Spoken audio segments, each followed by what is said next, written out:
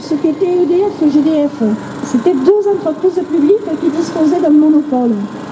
EDF et GDF, c'était deux entreprises intégrées de la production, du transport et de la distribution qui garantissaient l'accès à l'énergie partout sur le territoire à un tarif réglementé. EDF et GDF, c'était un savoir-faire des salariés envié et reconnu par le monde entier. EDF et GDF, c'était la souveraineté, l'indépendance et le patrimoine de la France. Je dis c'était, car depuis 30 ans, les libéraux ont livré l'énergie au marché en dérégulant, en déréglementant et en privatisant. Voilà, donc, chers collègues, chers camarades,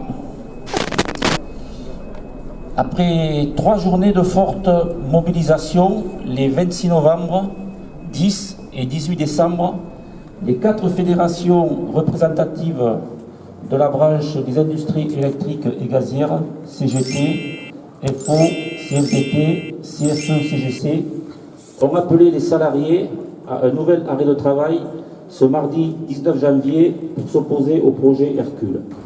À l'état actuel de nos informations, Hercule vise à scinder EDF en 3 entités étanches.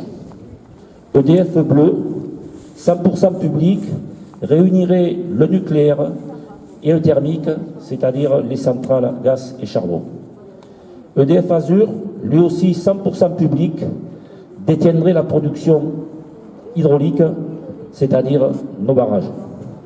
Enfin, EDF Vert coifferait pour l'essentiel Enedis, le distributeur d'électricité et les énergies renouvelables, ainsi que le commercialisateur.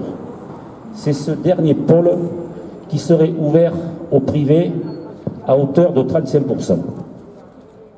Donc avec l'ouverture du capital à hauteur de 35%, EDF serait privé de sa capacité à innover et à réussir la transition énergétique et écologique du XXIe siècle.